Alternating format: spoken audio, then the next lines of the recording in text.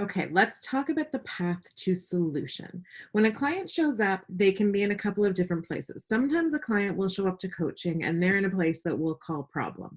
We call it problem because whatever's going on in their life sucks. Their relationship could be falling apart.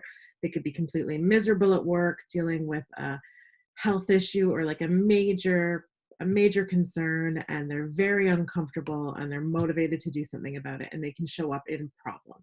Right? Problem is a really uncomfortable place to be in. We don't like being in problem. Quite often, we don't stay in problem for that long because we can't. Like, you need to get out of problem. So, clients can show up in problem, and that happens. Now, sometimes clients are not in problem, but they're also not in solution. So, let's call this next place not problem, right? It's not the problem that it used to be, but it's also not the solution that they're looking for. So, a client will show up in not problem.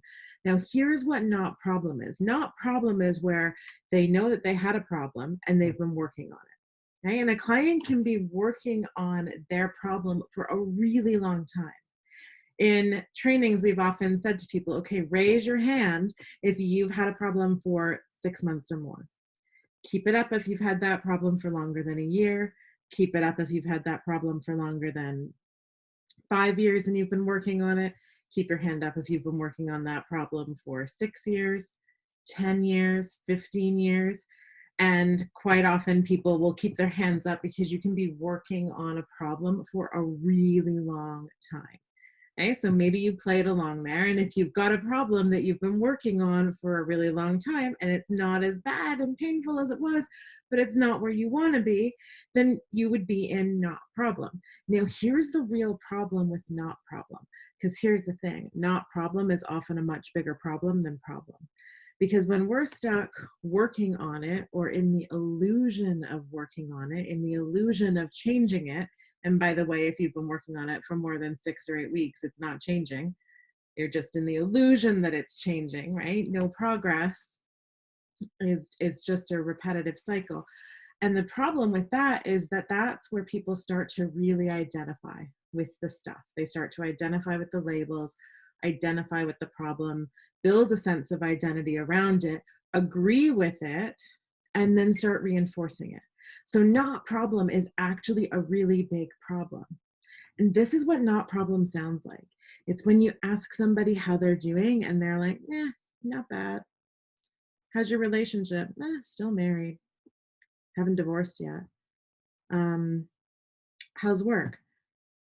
Pays the bills, right? Like, this is a not problem. It's not good. It's not really, really bad, but it's not where you want to be either. So, not problem is a place that a lot of clients will come in, and you have to recognize that not problem is sometimes actually a really big problem, right? Especially when they've started to identify and reinforce their identity around the problem that's now a not problem.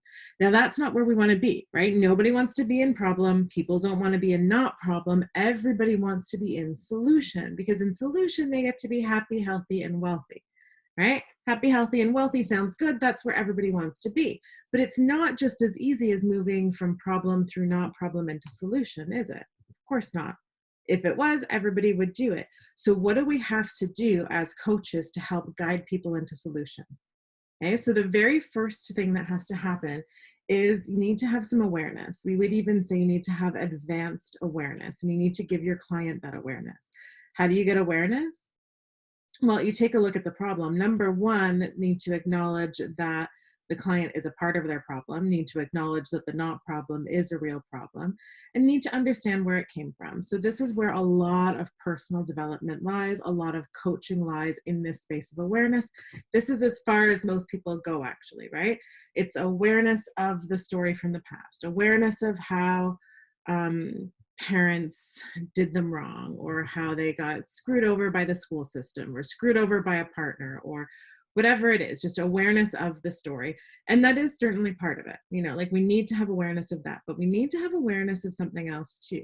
We need to have awareness of the cycles that have been running, not just treating it at the layer that it shows up at, like how long has this problem repeated itself in a number of different ways. So it could have been a problem that's running for many cycles. It could be generational. Um, so there could be a lot of things there. And also, and this is the big one, you need to have awareness of the problem of the problem and of the payoff. Okay, so you need to have awareness of the unconscious payoff that comes from having that problem. To put it another way, we call this secondary gain. You need to have awareness of the secondary gain that the person experiences from having the problem, right? Secondary gain is when the gain of having the problem outweighs the pain of having the problem. Okay, so it's where the gain of having the problem outweighs the pain of having the problem. What's the payoff? Now, most people would say, there's no payoff. Why would I want this? I wouldn't want to keep this problem. I wouldn't want to keep this health condition or this relationship issue or this finance issue or this work issue. Like, there's no payoff. I don't get anything from it. And it's not a conscious payoff. It's an unconscious payoff.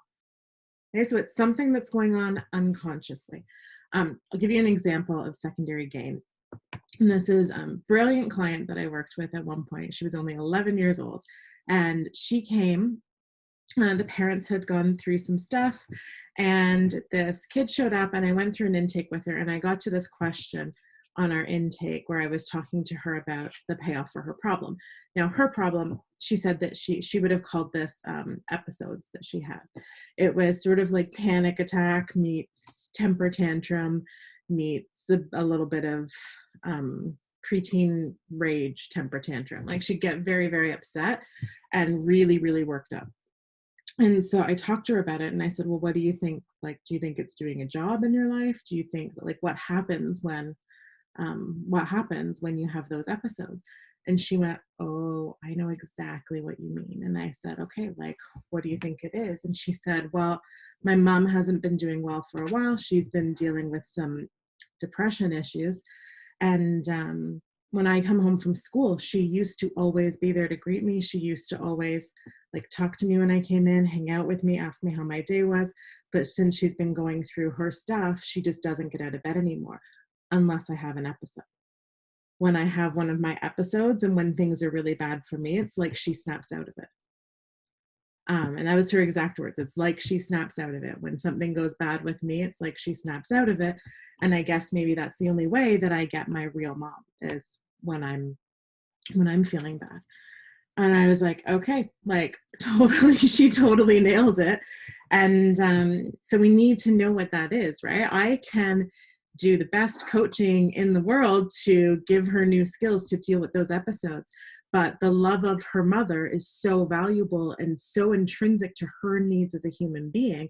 That need has to be met. You can give somebody all of the great advice in the world, help connect them to all of their own internal resources. But if that need is going unmet, we have to figure out how to consciously meet that need, because the secondary gain is all about unconsciously meeting the need. And when we leave our needs to be met unconsciously, they typically get met through chaos, pandemonium, and drama, not the way we want to do it. Okay, so awareness is a really important place, and this idea of secondary gain is really important too. So even if you're watching this and you've had a knot problem that you've been working on for a really long time, and you've tried everything to solve it, and you've worked with some of the best people, but it still hasn't been solved, take a look at secondary gain. Okay, what's the payoff? Most of us have some kind of payoff for hanging on to these problems.